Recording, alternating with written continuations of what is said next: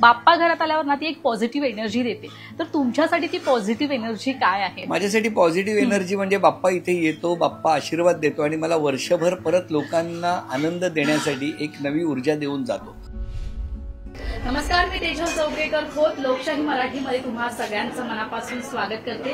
तर ढोलताशाच्या गजरात बाप्पाचं आगमन झालेलं आहे आणि मी तुम्हा सगळ्यांच्या लाडक्या भाऊजींच्या घरी आलेली आहे. अर्थातच भाऊजी नेहमीच सगळ्या बहिणींच्या घरी जात असतात.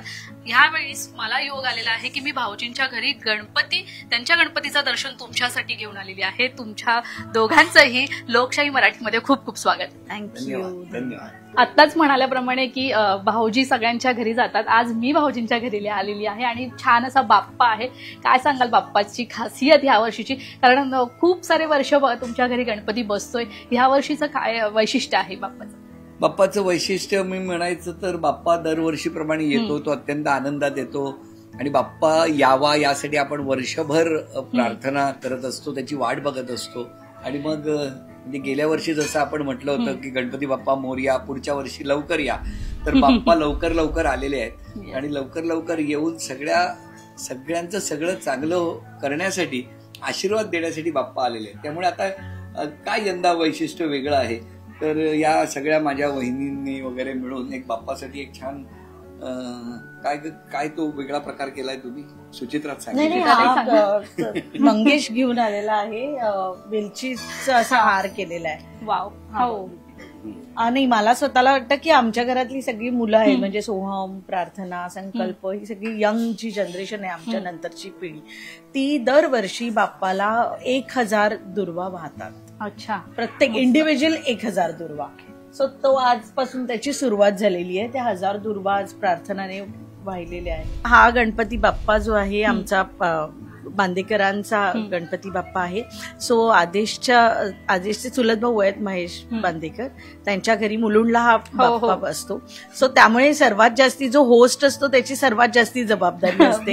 त्यामुळे महेश भाऊजींची खूप जास्ती आणि स्वातीची, अवधूतबाई, प्रभावनी यांची खूप गडबड असते. त्या मनाने आम्ही जरा सूर्य चंद्र असं पूर्णाचे वगैरे करण्यातच आमचा जरा सूर्य चंद्र. हो येस, ही आमची एकदम खासियत आहे. तर आजच्या दिवशी बाप्पाला नैवेद्य हा 9 भाज्यांचा दाखवला जातो आणि पूर्णाचे मोदक करतो आम्ही. आणि असं परंपरागत चालत आलेलं आहे की आदेशची आई आहे ती नेहमी ते सूर्य चंद्र आणि ते कान, उंदराचे कान वगैरे असे ते पूर्णाचे आणि असे करायच्या.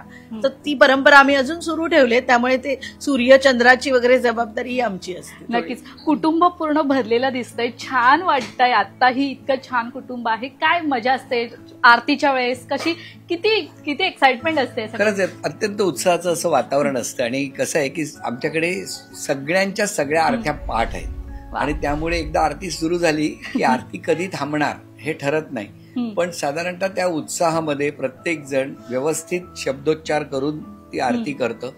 कारण सगळ्यांची, म्हणजे जसं सुचित्रा म्हणाली की बांदेकर कुटुंबाचा हा गणपती आहे आणि बांदेकर कुटुंबाचा गणपती म्हणजे पूर्वी आमचे आजोबा यशवंत विठ्ठल बांदेकर, भाऊ बांदेकर यांनी हा गणपती सिंधुदुर्ग जिल्ह्यातल्या कुडाळ पासून जवळ असलेल्या वाडोस या छोट्याशा गावात याची सुरुवात झाली आणि तिथून तो गणपती बाप्पा आमच्या संपूर्ण बांदेकर कुटुंबावरती इतका प्रसन्न आहे असं आम्हाला नेहमी वाटत असतं. आणि मग जसे जसे प्रत्येक जण नोकरीसाठी मुंबईच्या दिशेने निघाले तसं 1996 मध्ये बाप्पा सुद्धा आमच्यावर मुंबईतच आला आणि तो आमच्या सोबतच आहे. त्यामुळे एकदम आनंदाचं, उत्साहाचं, जल्लोषाचं असं हे वातावरण असतं. आणि बघितलं तुम्ही सगळं उत्साह. सर, तुमचं आणि बाप्पाची कनेक्टिव्हिटी काही वेगळी सांगायलाच नको, आम्हाला सगळ्यांना माहिती आहे. मात्र बाप्पा घरात आल्यावर ना ती एक पॉझिटिव्ह एनर्जी देते. तर तुमच्यासाठी ती पॉझिटिव्ह एनर्जी काय आहे? म्हणजे किती आहे, कसली आहे? माझ्यासाठी पॉझिटिव्ह एनर्जी म्हणजे बाप्पा इथे येतो, बाप्पा आशीर्वाद देतो आणि मला वर्षभर परत लोकांना आनंद देण्यासाठी एक नवी ऊर्जा देऊन जातो. आणि म्हणूनच बघितलं तर सातत्याने मी, सुचित्रा मनोरंजनाच्या माध्यमातून आणि सोहमही आता मनोरंजनाची एक वेगळी सेवा वर्षभर करत असतो. आणि त्यामुळे बाप्पा एक वेगळी शक्ती देतो, ताकद देतो.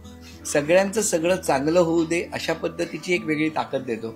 आणि दरवर्षी बाप्पा येतो तेव्हा मला त्याला पुढच्या वर्षी काय मी चांगलं वर्षभर केलं हे सांगायची जबाबदारी माझ्यावर असते. त्यामुळे तो आज सांगण्याचा पहिला दिवस आहे. नक्कीच. मॅम, आणि सर तुम्हालाही विचारायला आवडेल की बाप्पाकडे आपण नेहमीच काही ना काही मागत असतो, आपण जितकं मागतो तितकं अपुरंच असतं. मात्र यावेळेस सिनेसृष्टीसाठी समजा काय मागायची इच्छा असेल तर बाप्पाकडे काय मागाल? मी सिनेसृष्टीसाठीच असं म्हणणार नाही, पण आमच्या संपूर्ण कुटुंबाचं एक वाक्य असतं की सगळ्यांचं सगळं चांगलं होऊ दे.